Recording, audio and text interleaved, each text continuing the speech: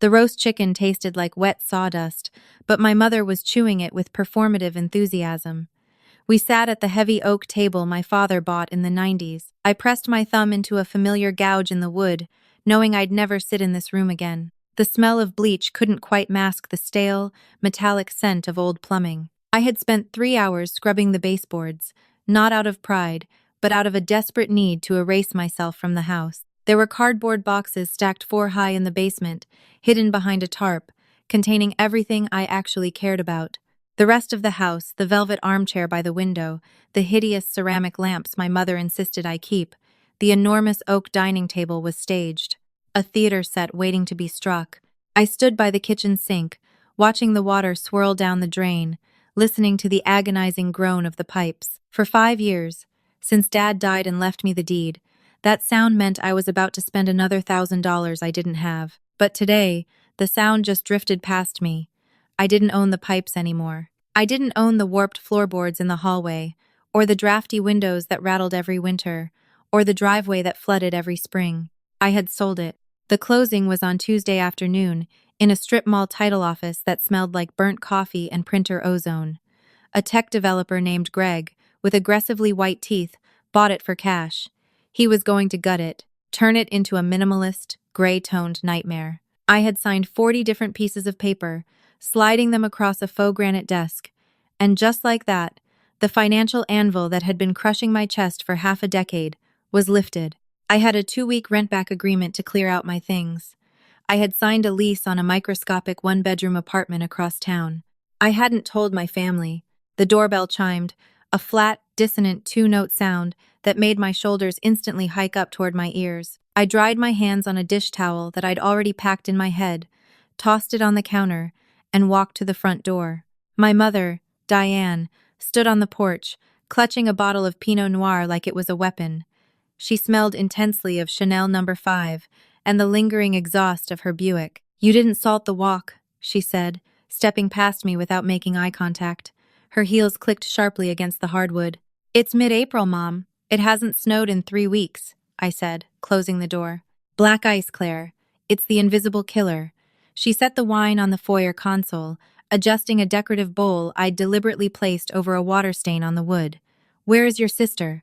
Don't tell me she's late again." "She's late again," I said, taking the bottle. "Rachel didn't arrive for another 45 minutes. When she did, she didn't ring the bell. She kicked the door twice with the toe of her boot until I opened it. She stood there, dragging a massive, faux leather weekender bag that looked like it weighed 40 pounds. Rachel always looked like she was in the middle of a chaotic music video shoot. Her eyeliner was smudged, her oversized vintage coat was slipping off one shoulder, and she smelled faintly of vape smoke and expensive, unearned perfume. "God, the traffic on I-95 is a human rights violation," Rachel announced, dropping the bag directly onto my foot. She didn't apologize. She just pushed past me, yelling into the house, "Mom, tell me you poured a glass already. I am dying. I am literally dead." I stood in the doorway for a second, feeling the cold air bite at my ankles, looking at Rachel's absurdly large bag. A faint, cold knot began to tighten just beneath my ribs. Rachel didn't bring weekender bags to dinner. Rachel barely brought her wallet to dinner. I locked the deadbolt, a reflex, a habit I'd have to unlearn in 2 weeks, and followed her into the kitchen. Dinner was a masterclass in avoidance. I served the roast chicken, slightly dry because I had lost track of time staring at a crack in the ceiling. I no longer had to patch. I plated the asparagus. We sat at the oak table. The silverware clinked against the cheap ceramic plates. "This is nice," Diane said, taking a microscopic bite of chicken. "Though a little lemon on the bird wouldn't have killed you, Claire. It's very beige." "I'll remember that for next time," I said. My voice sounded flat, even to me. I took a large swallow of the Pinot Noir. It was overly tannic, scraping the back of my throat. So, Diane pivoted, turning her entire torso toward Rachel, her face softening into a look she never, ever directed at me. "Tell me everything. How is the startup? How is Kevin?" Rachel stabbed a piece of asparagus. She chewed it slowly, her eyes tracking a spot on the wall. The silence stretched out. I watched a drop of condensation roll down the side of my water glass, hit the wood of the table, and soak into a small scratch. "Kevin is a narcissist," Rachel said finally, dropping her fork. It clattered loudly. And the startup is toxic. It's just a bunch of crypto bros pretending to reinvent banking while sexually harassing the interns. Oh, sweetheart, Diane gasped, her hand flying to her pearl necklace. I quit, Rachel said. She reached for the wine bottle and topped off her glass, splashing a little on the table. She didn't wipe it up, and I dumped Kevin. Left my keys on his stupid glass coffee table and walked out. I chewed my chicken. It tasted like ash. I swallowed, feeling the dry lump slide down my throat. Where are you sleeping? I asked. It was a practical question, a logical question. Rachel didn't have her own place. She had moved in with Kevin 6 months ago after getting evicted from her last apartment because she forgot rent wasn't optional. Rachel looked at me, a slow, wide smile spreading across her face. It was the smile of someone who had never had to deal with the consequences of her own actions. Well, she said, leaning back in Dad's old armchair, that's actually what I wanted to talk about. The dining room suddenly felt overwhelmingly hot. I could feel the blood pushing against my eardrums, a slow, rhythmic thud. I stared at Rachel. She was picking at a chip in her nail polish, completely unbothered, completely at ease in my Greg's Times house. I'm coming home, Rachel announced. She looked around the room, taking a deep breath as if inhaling the nostalgia. I just need a reset, you know? A safe space to figure out my next chapter. And this house. It's always been my anchor. Your anchor, I repeated. The words felt like gravel in my mouth. This house wasn't an anchor. It was a sinkhole. It had consumed Dad's retirement fund. And when he passed, it started consuming my meager salary as a dental hygienist. The property taxes alone required me to work every other Saturday for 3 years. When the furnace died in 2023, I lived on rice, beans, and credit card debt for 8 months. Rachel hadn't contributed a single dollar. She hadn't even come over to help rake the goddamn leaves. Oh, Rachel, that's wonderful, Diane beamed. She actually reached across the table and squeezed Rachel's hand. It makes perfect sense. Family belongs together, and the blue room is just sitting there empty. The blue room, the guest room at the end of the hall. I had spent last weekend systematically emptying it. The mattress was leaning against the wall in the basement. The closet was completely bare, swept clean of the dead moths and dust bunnies. The only thing left in the blue room was an echo. Exactly, Rachel said, her eyes shining now. She was leaning into the fantasy. I was thinking I'd paint it. Maybe a sage green? That blue is so depressing. And I have these trailing pothos plants that would look amazing hanging from the curtain rods. I can get a part-time thing at a coffee shop, just to have some walking around money and finally focus on my jewelry making. Claire, isn't this exciting? Diane demanded, turning her sharp gaze on me. You've been rattling around in this big old house all by yourself for years. It's not healthy. You need the company. And Rachel needs a soft place to land. I looked down at my hands. My cuticles were ragged from packing tape. I had a blister on my thumb from a screwdriver. I felt a hysterical bubble of laughter rising in my chest, acidic and sharp. I pressed my lips together to trap it, but a small, strangled sound escaped anyway. Claire? Diane's tone sharpened. The soft, coddling mother vanished, replaced instantly by the defensive enabler. Don't do that. Don't ruin this for her. Ruin what? I asked, my voice barely above a whisper. Don't give her that cold shoulder. She just went through a horrible breakup. She needs her family. She needs her sister to step up. Step up. The phrase triggered a physical reaction. My stomach cramped. I gripped the stem of my wine glass so hard I thought it might shatter, driving shards into my palm. It would be a relief, honestly. A sharp, physical pain to cut through the suffocating absurdity of this conversation. I'm going to need the closet space, obviously, Rachel continued, completely ignoring the tension between me and our mother. I have a lot of winter coats, but we can move Dad's old filing cabinets into the garage. I don't know why you still keep them in there anyway. They aren't in there, I said. Rachel paused, her wine glass halfway to her mouth. What? The filing cabinets, I said, my voice steadying. The hysterical bubble was gone, replaced by a cold, crystalline numbness. They aren't in the blue room. I moved them. Oh, good. Then there's plenty of room for my shoe rack. Rachel, I pushed my plate away. The scrape of the ceramic against the wood sounded deafening. "You can't move in." Silence dropped over the table like a lead blanket. The high-pitched hum of the refrigerator in the kitchen suddenly sounded like a jet engine. Diane's mouth tightened into a thin, white line. "Claire, for God's sake," Diane snapped. "Don't be so incredibly selfish. You have 4 bedrooms. You only use one. It won't cost you a dime to let your sister stay here until she gets on her feet." "It's not about the money, Mom," I said. "It's always about the money with you," Rachel shot back, her face flushing red. The boho chic aesthetic vanished, replaced by the petulant teenager I grew up with. "You've always been obsessed with nickeling and diming everything. Just because Dad left you the house doesn't mean you get to lord it over us. It's my childhood home, too. I have a right to be here." "A right," I echoed softly. "Yes, a right." Rachel slammed her hand on the table. The silverware rattled. "I need a place to live, Claire. I'm your sister." I looked at her. I looked at the flushed cheeks, the angry tears welling in her eyes, the sheer, unadulterated entitlement radiating from her pores. And then I looked at my mother, who was glaring at me with a mixture of disappointment and disgust, waiting for me to cave. Waiting for me to do what I always did, absorb the impact of Rachel's chaos so she wouldn't have to. I took a breath. The air smelled like roast chicken and Chanel and stale vape smoke. "You can't move in, Rachel," I said, my voice eerily calm, "because I don't own the house anymore." Rachel froze. Diane blinked, her brow furrowing as if I had spoken in a foreign language. "What are you talking about?" Diane demanded. I reached into my back pocket and pulled out my phone. I didn't open it. I just rested it on the table. I focused on the black screen. "I sold it," I said. I looked up, making direct eye contact with my mother for the first time all evening. "I closed on Tuesday. A developer bought it. I'm renting it back for 14 more days to finish packing.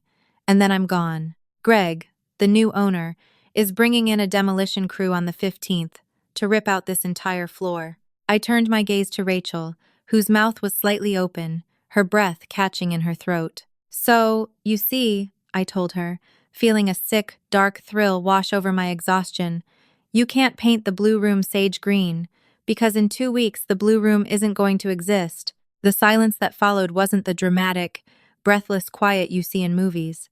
It was heavy and awkward, filled with the wet sound of Rachel swallowing and the dull hum of the refrigerator. Diane looked at me like I had just spoken to her in dead Aramaic.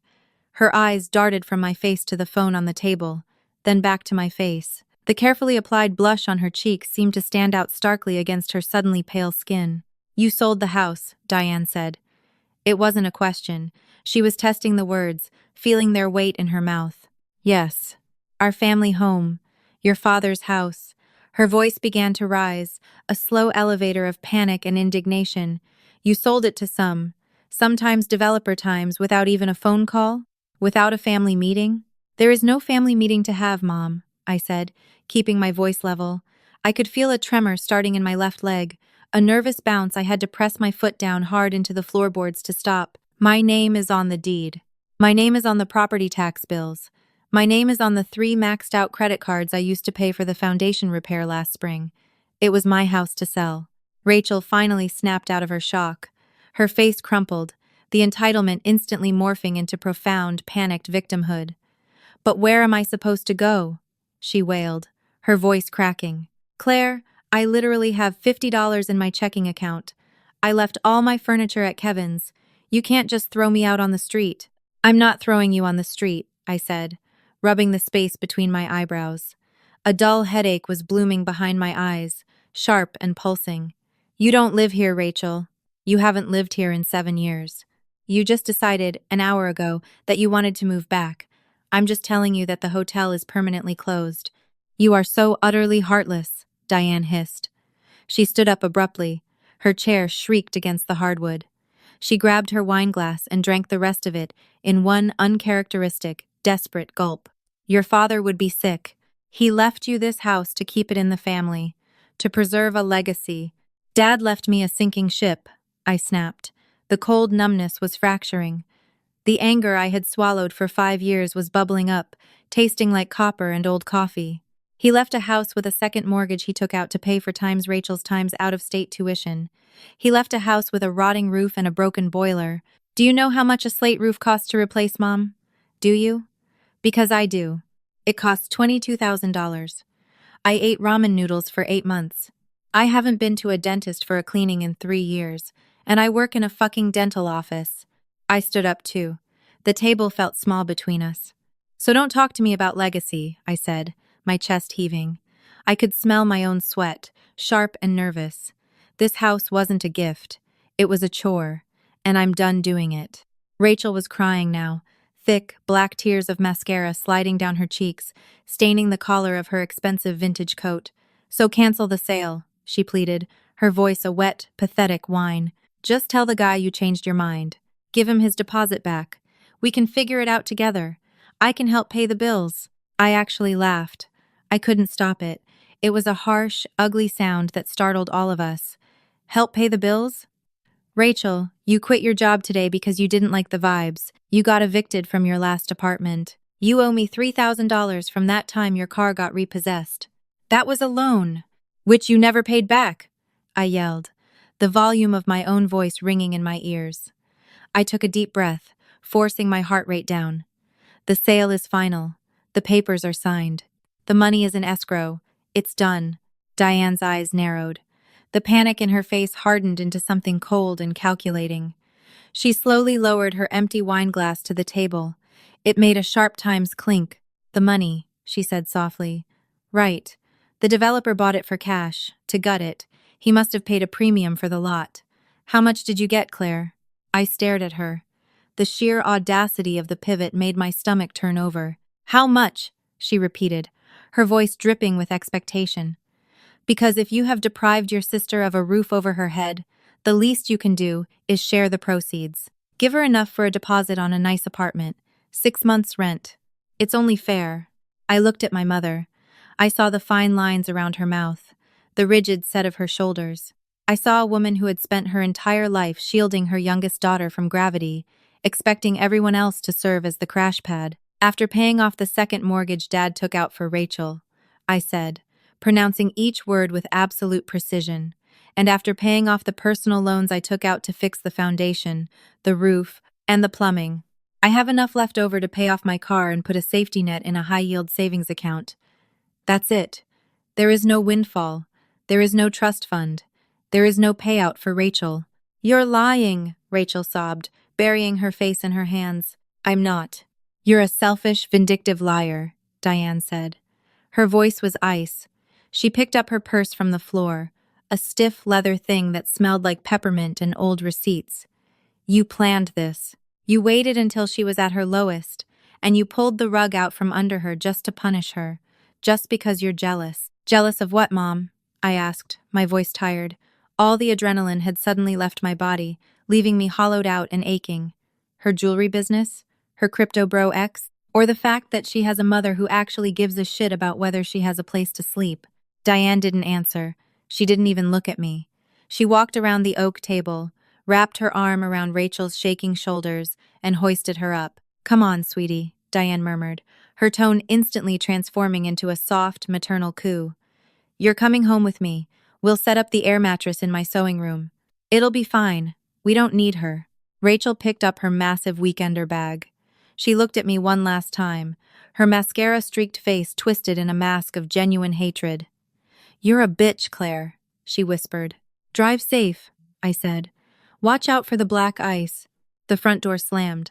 The heavy oak frame shuddered, and a small flurry of dust drifted down from the ceiling fixture in the hallway. Then, it was just me. I stood in the dining room for a long time.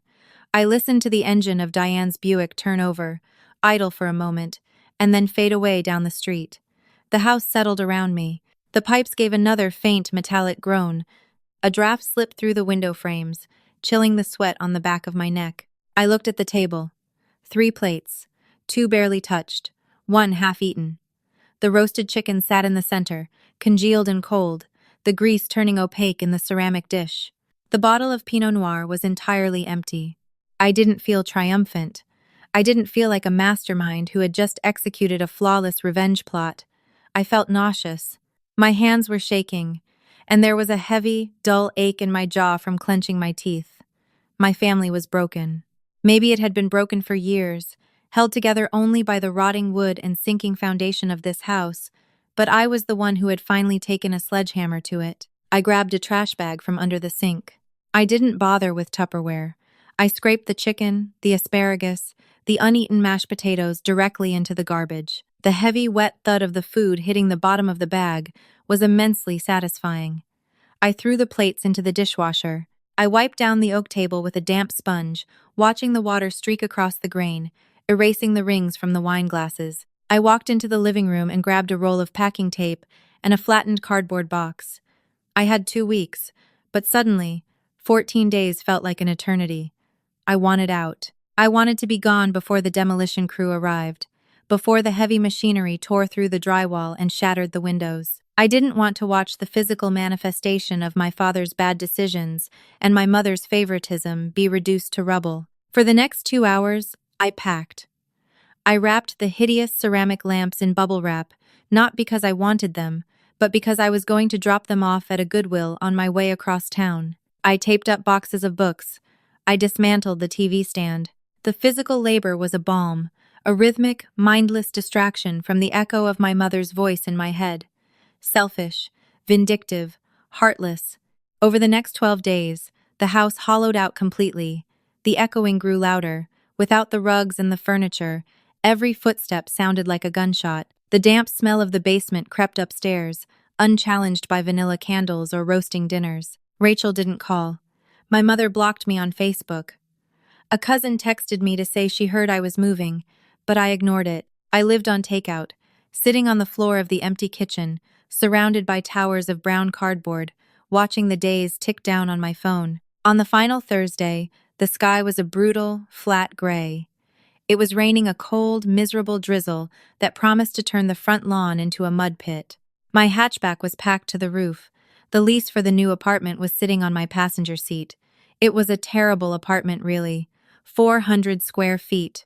The view was a brick wall, and the neighbor downstairs played the bass guitar at odd hours. But the pipes didn't leak. The roof wasn't slate. And the door had a deadbolt that only my key could turn. I walked through the house one last time. My footsteps clattered against the bare hardwood. I walked past the blue room. It looked smaller without the bed and the dresser. It was just a square of peeling paint and scuffed baseboards. No sage green. No trailing pothos. I stopped in the dining room. The oak table was still there. I hadn't taken it. It was too big for my new apartment, and the Goodwill truck had refused to take it because of the deep gouges in the surface. I left it sitting in the center of the room, a massive, heavy anchor left behind in the dust. The demolition crew would probably just smash it to pieces with the rest of the floorboards.